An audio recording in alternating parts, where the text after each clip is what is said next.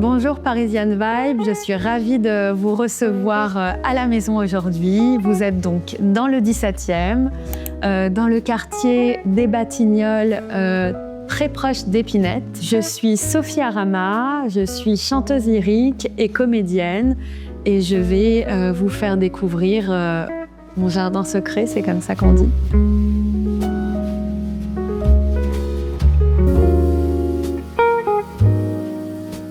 Nous avons emménagé dans cet appartement. Ma plus petite fille avait 18 mois. Ça fait donc environ 3-4 ans maintenant.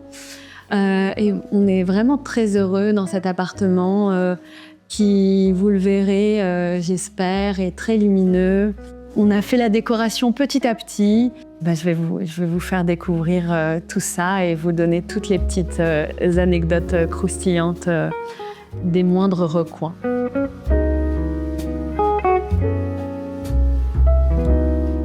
Ce qui m'a séduit dans cet appartement, c'est d'abord effectivement la luminosité. Les volumes m'ont beaucoup séduit dans cet appartement, les moulures, tout ce qui semblait être négatif pour la personne qui nous faisait visiter l'appartement était pour nous quelque chose de très positif. J'aime beaucoup ce miroir, mais je l'ai malheureusement cassé, il s'est fendu sur le côté, mais c'est probablement ce qui fera son charme.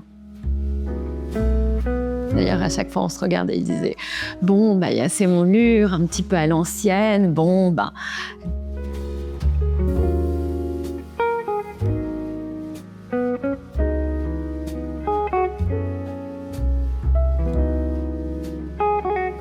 On organise et on met en scène notre appartement comme un studio de casting. Pour cette raison, tout est facilement déplaçable. Il n'y a pas trop de... Parfois, on me dit « mais c'est fou, en 2 temps 3 mouvements, je peux vider le salon ». Pour cette raison, parce qu'effectivement, quelquefois, ils nous demandent d'imaginer que vous êtes en plein milieu de la mer et que voilà, le casting... Nous avons acheté finalement beaucoup de meubles qui s'y trouvent, mais il y a des meubles que nous avions avant. Vous découvrirez mon piano que j'ai depuis toujours, que j'avais déjà chez mes parents, qui appartenait à mon frère, que j'ai fait mien maintenant. Ça fait peut-être un petit peu aussi partie de cette vie parisienne puisque j'ai découvert que je voulais être chanteuse lyrique car mon voisin d'immeuble, lorsque j'habitais chez mes parents, était professeur de chant. J'ai donc écouté des vocalises sans m'en rendre compte. Avec mon frère, on imitait les voix qu'on entendait juste au-dessus de chez nous. Et comme ça, par hasard, j'ai fini par aller le voir, ce professeur de chant. Et il m'a fait vocaliser et j'ai dit c'est ça que je veux faire.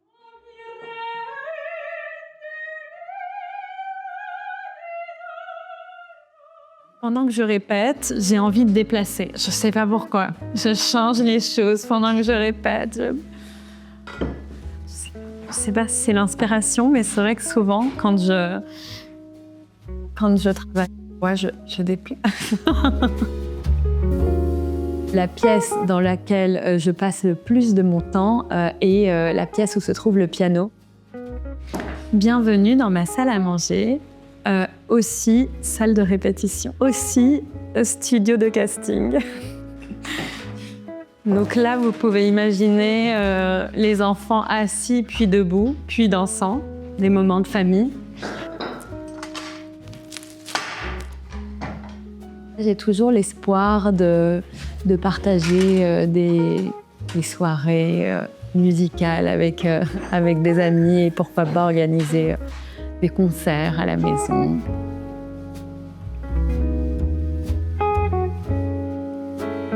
Là, il se trouve que cette photo est une photo de l'exposition de Gérard Richter.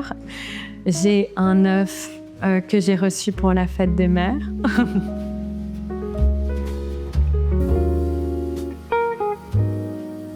Chaque objet a été trouvé dans un lieu différent.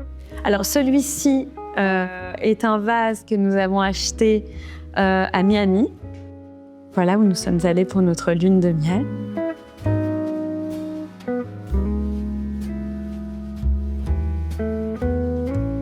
Juste ici, vous voyez mes toiles. Je travaille sur la transcription de musique en peinture. Ici, c'est une partition de Puccini qui s'appelle Senza Mamma. C'est dans l'opéra Suor Angelica. Cette partition est très triste.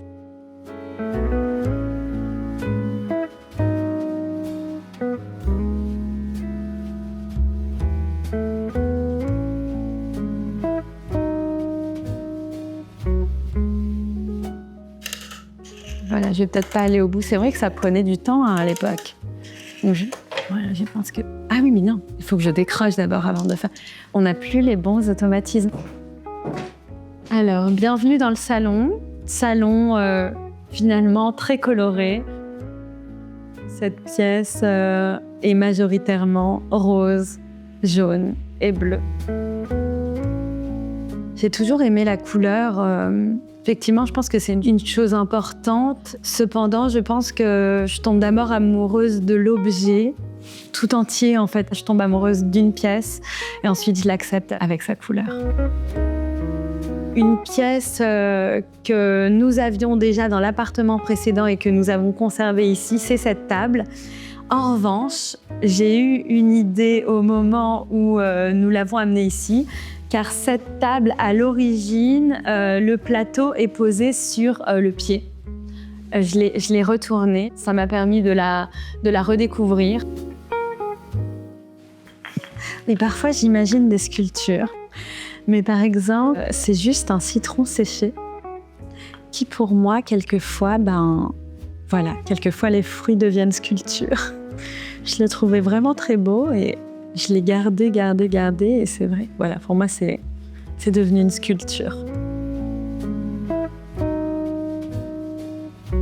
Par exemple, ça, c'était juste un pot et un autre contenant, quoi.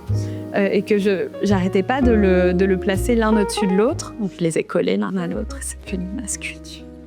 J'aime bien déplacer ça. Tout se déplace ici.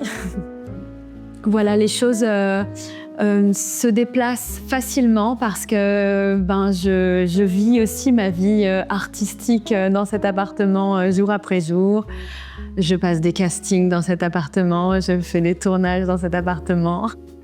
Il se passe finalement plein de choses et familiales et professionnelles ici. Quelqu'un l'a mis à l'endroit, mais moi je le veux à l'envers. Ou c'est peut-être moi.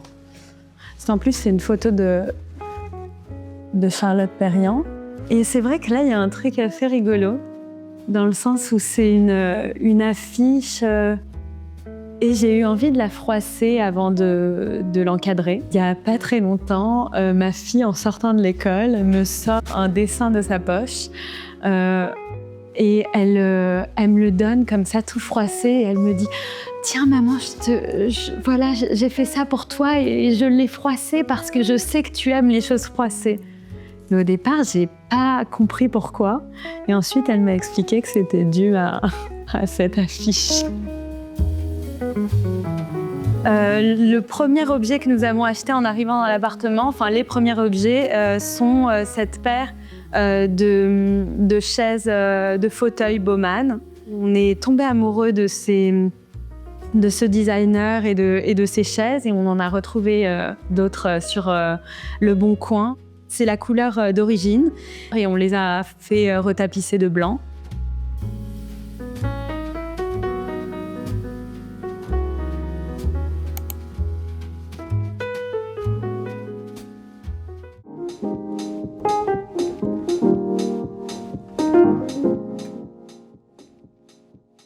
C'est vrai que souvent je laisse ma casquette dans la cuisine un petit peu comme un cuisinier qui met sa toque. Il faut aller très vite dans la cuisine avec les enfants. Donc parfois j'arrive, je mets ma casquette, je reviens, je remets ma casquette, je repars.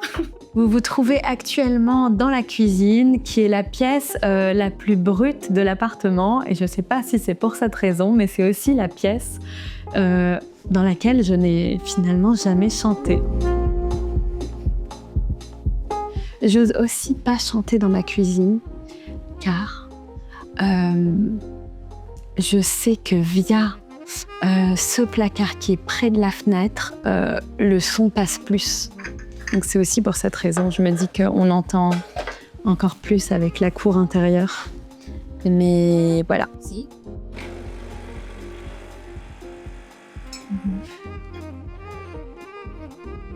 Je vais finir par être connue sur tes réseaux pour ça. Genre, je trempe tout dans mon café. Est-ce que cette cuisine est moderne ? Je ne le sais toujours pas. Mais effectivement, on a mis des petits éléments de décoration qui, en tout cas pour nous, nous donnaient l'impression que c'était entre ancien et moderne. Voilà, on a mis ces éléments que nous avions pour poser les ustensiles. Ici, ce sont les couverts pour enfants. Mais mes filles ont grandi. Je les utilise plus, mais j'arrive pas encore à les enlever parce que si je les enlève, c'est un peu comme si elles avaient grandi. Les placards d'époque, un petit luminaire qu'on n'a jamais réussi à faire marcher, que j'ai trouvé à Amsterdam chez un brocanteur. Je ne désespère pas. C'est vrai que c'est une chose dont j'avais envie de vous parler. Le cadre de cette affiche est juste tracé par un placard qui était présent au moment où nous avons aménagé dans l'appartement. Et je me suis dit, mais c'est incroyable, c'est miraculeux. Regardez ce cadre aux mêmes dimensions que mon affiche. J'ai l'impression que c'était le destin, qu'il ne fallait pas y toucher. Si par hasard il y a du soleil et qu'on veut avoir du soleil dans la cuisine, si, je crois qu'il faut le faire manuellement. Voilà, c'est comme ça.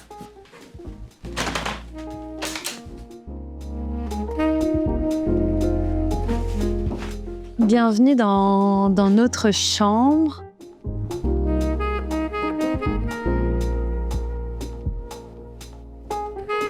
C'est vrai que quand on a découvert cette chambre pour la première fois, on a adoré cet espace bibliothèque.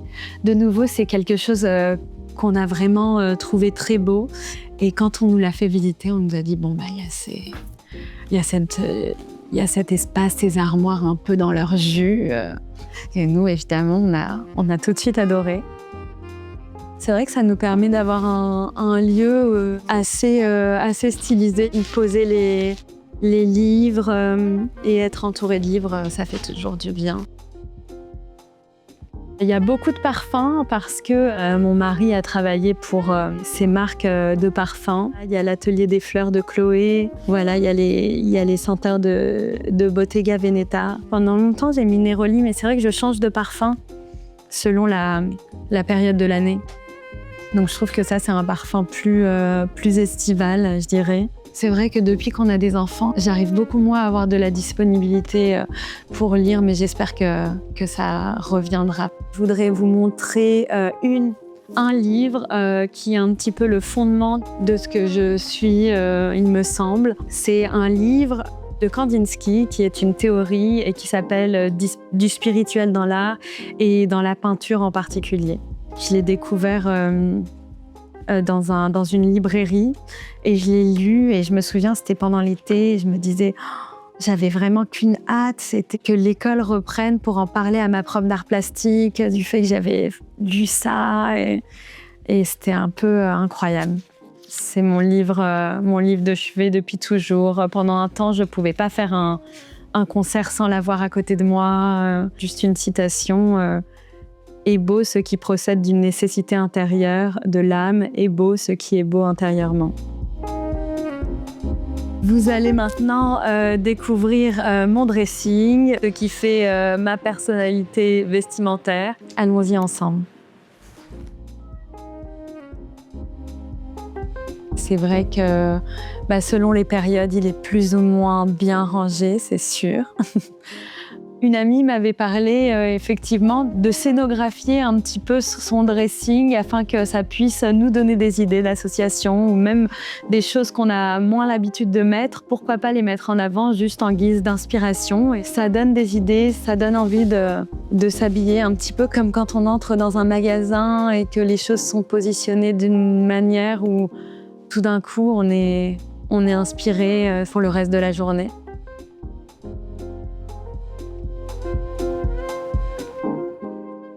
Vous vous trouvez maintenant devant la chambre des enfants. La chambre des enfants, c'est une pièce dans laquelle je me sens bien. C'est vrai que la chambre, elle évolue au fur et à mesure que les filles grandissent. À la base, il y avait effectivement 2 lits. Il y a moins d'1 an, on a changé pour un lit superposé. Parfois, elle joue à la dinette avec la petite cuisinière qui est là. Et j'ai l'impression qu'elles préfèrent toujours amener leurs jouets dans le salon ou faire des dessins plus près de nous, pour le moment en tout cas. C'est des pièces vintage aussi. C'est vrai que ça, par exemple, c'est un élément qui nous a suivis avec nous dans notre appartement, même avant d'avoir des enfants. On a fini par mettre dans la chambre des filles. Je trouvais ça sympa pour faire un espèce de petit effet salon. Je me suis quand même permise, dans leur exposition, de mettre une toile de moi. Je l'ai faite avant d'avoir des enfants. J'ai continué une espèce de série. J'ai été passionnée par une période de Marcel Duchamp qui travaillait sur un concept ni jury ni récompense. Donc il y a leur toile, il y a leurs œuvres. Puis moi, voilà, il y a les petits canards parce que c'est vrai que pendant longtemps, l'une de mes filles a vraiment eu une grosse phase canard.